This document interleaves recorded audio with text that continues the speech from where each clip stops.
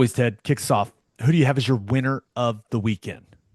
OU baseball off to a fantastic start, remain unbeaten. They took down number 7 Oregon State yesterday, which, by the way, right now they're going to be just getting underway against number 2 Virginia. So an opportunity for two great back-to-back wins, but big win against Oregon State. Pitching has been really special. The Witherspoon brothers have been great. The big worry was okay, looks like we got a lot of arms. The three starters that it looks like we're going to have all really strong. We got, a really good bullpen, a bunch of guys that can, throw gas. What's the offense going to look like? It's been really good so far. Easton Carmichael's already got 3 home runs. You got a bunch of different guys up and down the lineup that are contributing. So OU baseball off to a really good start. First of all, you and I love Skip Johnson, He's the best. but on this podcast, we have not. I don't think in the history of it we've really gone all in on OU baseball. Is this the season that changes? I plan on I plan on attending every home series they have, especially when they get into conference play, weather permitting. Weather permitting. Yeah, let's not be ridiculous. Sorry, it'd be hard for me to go stand in the 30-degree weather watch a baseball game. Ted is not a cold weather fan. No, Not a cold weather. Neither am I. So no judgment here, brother. But maybe this is the year. Uh, it's when they going to when be they had the awesome. a couple years ago when they had the big time run and went to the championship series, Mhm. we were talking about it. But maybe this is the year where we get like week in and week out, we show Skip and the boys a little more attention. What do you think? I, I'm I'm down. I will be. I've so far I've watched or listened to pretty much every game. Um, I mean the season ticket sales have been the best they've ever had, at least from best they've had since anyone there can remember or has been a part of it. The series that we're going to have, conference series at home, are going to be just incredible. They're going to be really difficult, and this may be a year where you can have a really good baseball team and you look at your record and be like, are you sure about that? But I mean, you're going to be facing the best teams in the country pretty much week in, week out, but it's going to be so much fun. I'm really looking forward to it. Football guys talking baseball. Yes. Interesting. Sounds good. Interesting. Top of the first. Virginia 0, Oklahoma 0. Good. Just underway there at the Round Rock Classic. All Who do right. you have as your loser of the weekend? Spring games? More spring games fallen.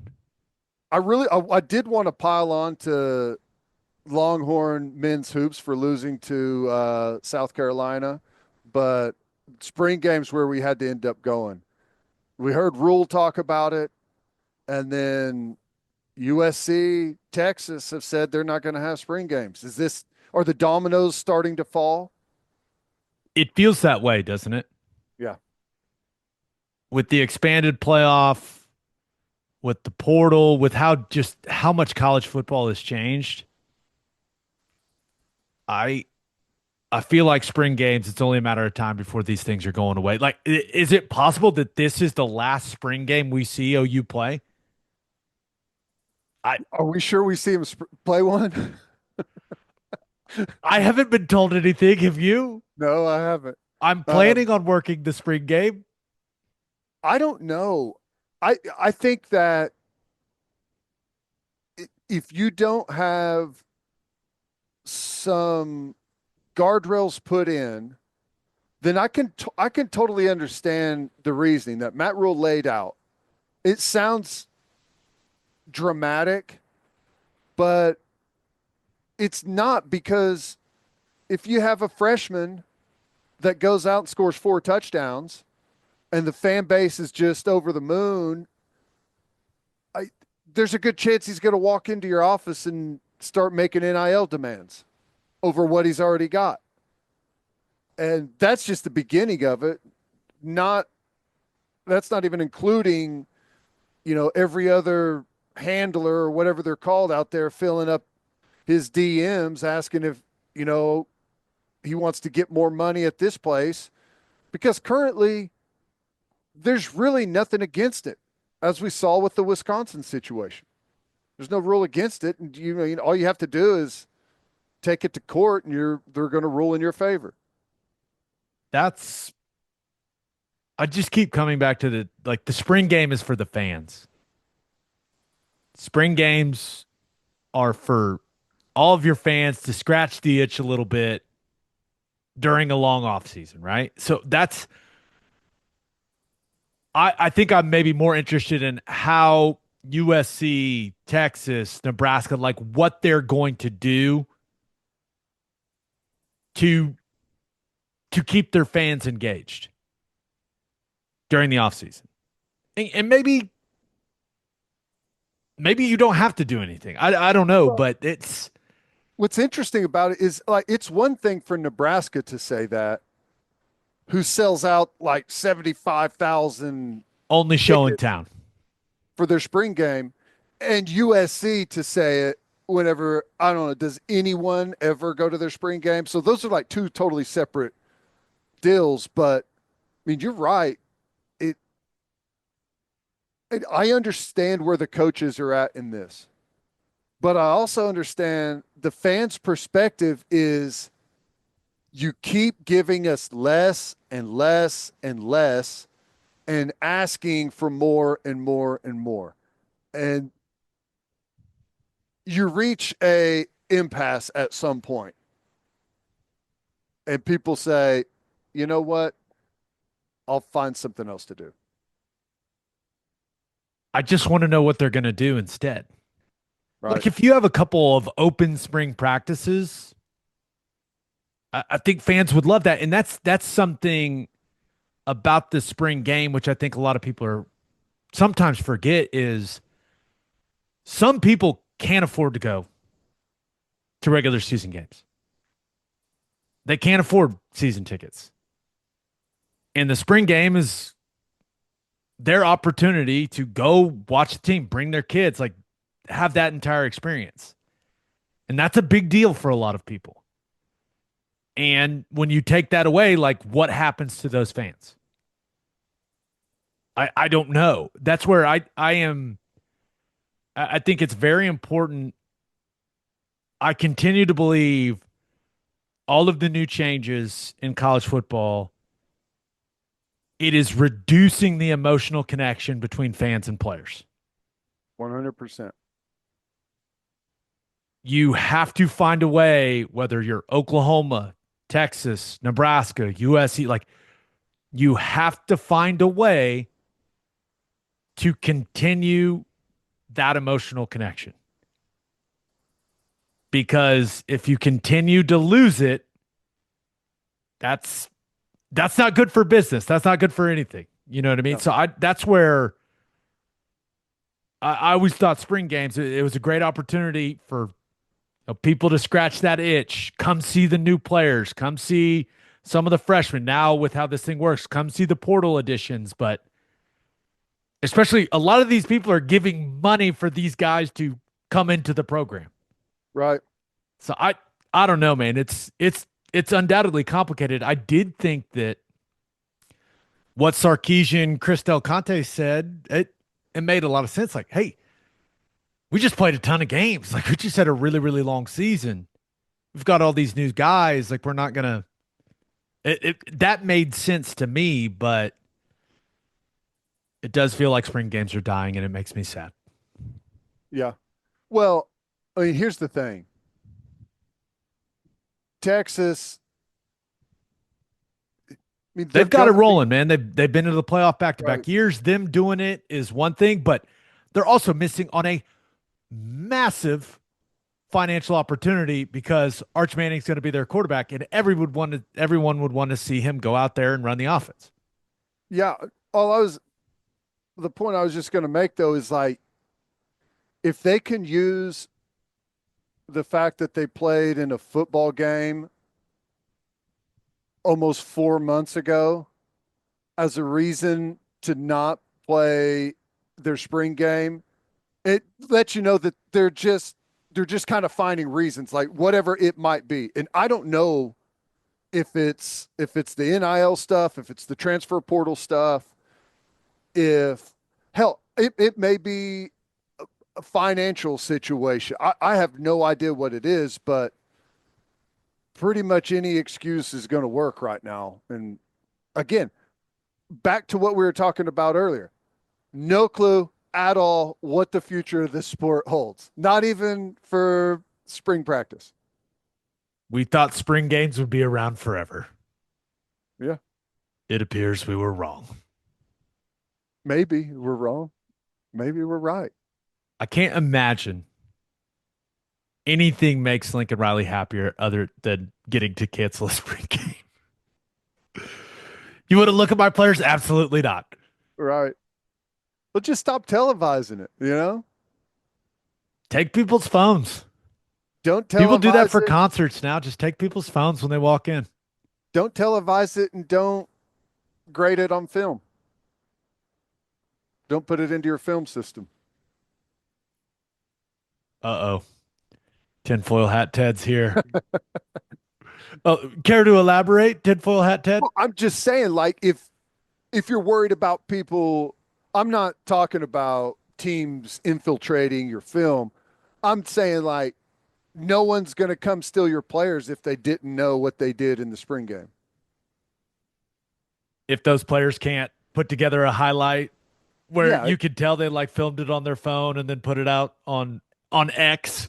right. Or even like you don't see all the highlights on ESPN because it was televised and all that stuff. Just don't televise it and don't grade it on film. I I am interested in how OU fans would feel if we just stop having the spring game. I really like the spring game. It's fun. I don't think they'd feel good. Just because it goes, and I don't even know. There's a handful of people that probably go every year, and it's not like it's something that you hang your hat on. It's just not. The weather's nice, and you want to go see some of the new players. It's cool, but it's just the fact that you keep offering us less and asking us for more money. I think that's the big hang up. Completely agree. People are going to reach their breaking point eventually Yep. if they're not already there. We'll see. All right, let's get to my winner and loser of the weekend. But first, Lucy breakers are 100% pure nicotine pouches with an extra burst of flavor, and you can get them delivered right to your front door. Go to lucy.co and use promo code breakdown at checkout for 20% off your first order with Lucy. That's lucy.co. Use promo code breakdown. My go-to Lucy breakers are the 8 milligram espresso, perfect for the golf course, watching a game at the house, whatever. Lucy breakers come in a variety of flavors, including the classics like mint, but they've also got berry citrus, espresso, mango. You can even set up a subscription to make things even more convenient. Level up your nicotine routine with Lucy. Go to lucy.co, use promo code breakdown for 20% off your first order. And here comes the fine print. Lucy products are only for adults of legal age, and every order is age verified. Warning, this product contains nicotine. Nicotine is an addictive chemical.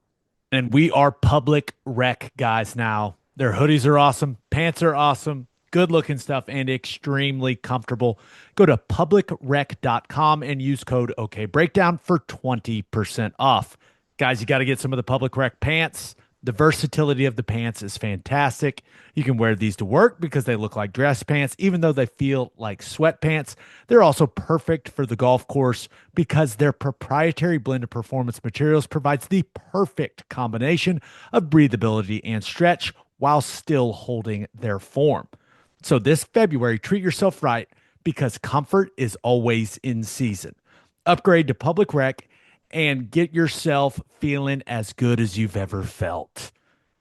For a limited time, you can get 20% off Public Rec by using code OKBreakdown at checkout.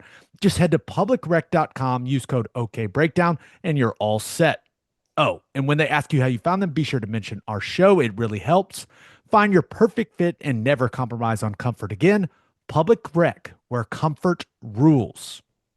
My winner of the weekend, thought about going with beards. Just see the Yankees? I did. It's happening. It's finally happening. The New York Yankees will allow players to grow a quote, well-groomed beard. That rule has been in place. The no beard rule has been in place since 1976. Possibly the dumbest policy in all of sports is gone, Ted. Pretty bad. May bearded man everywhere rejoice. Yeah, it's I don't know the reasoning behind it. I don't know why they stuck with it, but it makes sense that they finally ditch it because you're right. One of the dumbest things out there. Like I can understand it at a point like John Wooden did it at UCLA. Like when in college and you're trying to I mean, you're trying to build like some rules and some foundation of a culture and a program. Like it makes a little more sense, but in professional sports, it's like, what are we doing? I mean, I don't get it at all. Been a long time since they won. Maybe they're just trying to switch up the mojo. Whatever we could do. I think I don't know how many players over the years they've cost themselves by not allowing guys to have beards, but that number is more than zero. You think so? I think so. Yeah. I think so. So I'm interested to see, hey, is this the change the Yankees organization needed to get back to the mountaintop? We'll see. Won't hurt. At least we won't have to hear guys complain about it anymore. Right. But undoubtedly, winner of the weekend is the National Hockey League. Ted, have you ever seen this many people talking about hockey? No. I especially when I don't know that anyone even knew it was happening until the first USA Canada matchup went crazy. 3 fights in the first 9 seconds. It was awesome. Don't boo our anthem, Canada. I know there's some political stuff going on. Don't boo the anthem. Actually, I loved it. I loved like the animosity that creative. That was awesome. And the Four Nations, it was a massive, massive success. Now there was a lot that went into the buildup, and then a lot at that, like you mentioned, that first USA Canada game. But give me all the international hockey animosity. I loved it. Yep. And unfortunately, Connor McDavid's really good at hockey. Gosh, he is. Especially whenever you leave him absolutely unguarded, untouched, right there in the slot. Easy finish for him. We were all very emotionally invested in that hockey game. It was a strange and fun feeling. Yeah, I mean, how do you leave that guy unguarded? Well, maybe if you're in overtime of a game that doesn't matter during All-Star break and you start to realize that we've got like 40 games left in the season. Let's try and get out of here. Let's go. My legs are tired. I do think it's going to be, because in all seriousness, that's as much as I've had like people around me, like my friend group, talk about hockey, maybe ever. Yeah. And I'm not sure you can. Were crazy.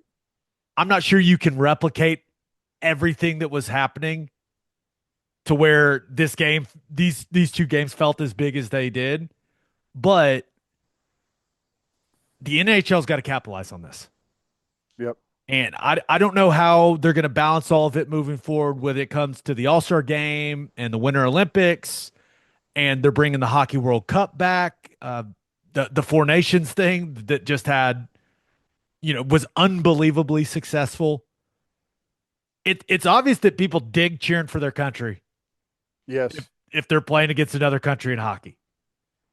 And that I think the Four Nations, that entire situation brought more casual fans into the fold, but it'll be really interesting to see if the NHL can balance all of this and grow the game.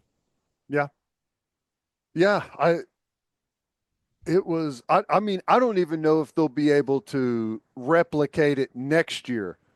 It just so happened to have kind of like the perfect backdrop and everything, but it was great. It was better than a skills competition or something that you would typically see on an all-star weekend. So it was fantastic. It felt like playoff hockey. And, for people that haven't, I used to watch a ton of hockey. Um, but whenever I started doing radio and like podcast stuff, you have to select what you watch. You kind of have like when the Thunder came and you're doing radio, you have to watch Thunder. You can't just spend all your time watching hockey. You have to watch the things you talk about. But I'm sure there's a lot of people that maybe had faded away from the game a little bit, and that was a situation to bring them back into the fold and maybe start, watching a little bit more of it in the future. I've said this many times over the years. If Oklahoma City were to get another professional sports team, I would want it to be an NHL team. Going to NHL games is so much fun. And I think just how hockey is, like the passion, the effort, I don't know. I think it aligns with Oklahomans really, really well. Yeah, it does. Now there would be some people that say, "Hey, we didn't do a great job of supporting the Blazers. We didn't do a great job of supporting the Barons." Like I totally get that argument, but I think it would be awesome to have It's an di- NHL team. it's different Yeah, NHL. yeah, yeah. I mean, it's like saying you don't support I don't know, a minor league baseball team compared to what it would be like, with a professional team. I mean, it's hard to compare the two, but um, I I don't know. I wouldn't mind it. I'd love it if we had a professional hockey team here. I just with the overlap between the Thunder season and hockey season, Uh, I don't I don't know how that would go, but NHL hockey is really fun to go and watch. it is. It's a blast. All right, my loser of the weekend. Give me the San Antonio Spurs, man. What a horrible weekend. Yeah. First of all, Greg Popovich not expected to return this season after suffering the stroke a couple months ago.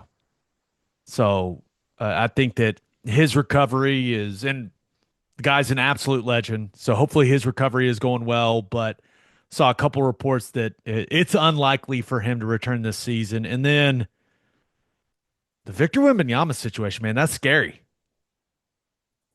I Yeah. That's got to be terrifying for him and for that organization. And I know that a lot of people say, "Hey, this should not affect his long-term health," but anytime you're talking about blood clots, it freaks me out, man. And anytime that you start throwing out thrombosis and like words I don't know what mean, that's when it gets even scarier for me.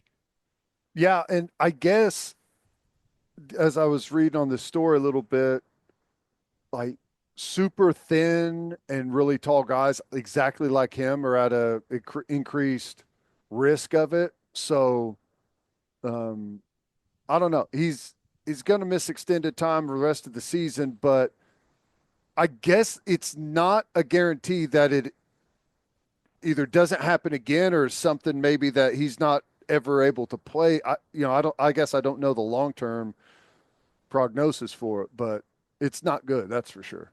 Yeah, the stories I read, like he came back from the All-Star game and told the Spurs training staff, like, "Hey man, my arm feels funny." And that's when they started looking into it. So in a perfect world, this is a one-time occurrence Mhm. because I think we all want to watch Victor Wembanyama play basketball No for a doubt. long, long time. He is it's like watching a unicorn out there, man. It's crazy to witness. And we all want that guy out there, for what, 15 more years or whatever his career looks like. I'm just hoping that this is just a one-time thing. Is there a chance that this is obviously a serious medical issue and it's something that you've got to be extremely cautious with? But is there a chance that this is like they wouldn't typically shut him down for the rest of the year if they were in a more competitive spot? I don't know the answer to that. But just from the stories I've read, the quotes from the Spurs leadership, I I'd like to think that even if they were in the playoff picture, this they would be shutting him down. Yeah. It's Because once again, blood clots like that's scary stuff. yep. So It's one it's a one you can't get wrong. exactly. And I think when the headline initially came out, there were people going, "Oh, okay, Spurs, you guys are trying to tank for Cooper Flag. We see what you're doing here." And then you started reading the details and you're like, "Oh my gosh, this is not good." But once again, I just hope this is a one-time thing. This isn't a recurring issue for Wemby because I just want to watch the guy play basketball. I think he's an interesting cat. I think he is completely unique out on the basketball floor. And I'm assuming that Adam Silver and the NBA are highly invested in making sure he gets the No doubt. best care possible with this whole thing. It's because I mean they went and played games in Paris because of him. Yeah. Like Yeah. he's one of these guys that you look at and you go, "Hey, he's going to be one of the faces of the NBA for the next, 10, 15 years." So let's hope this is just a one-time thing. Yep. Yeah. He's I mean, the Spurs fans would that would be just brutal for them, but I don't know. I think he'll be okay eventually. At least I Yeah, hope so. let's hope. But you combine that with the Popovich news, just a brutal weekend for the Spurs. Brutal.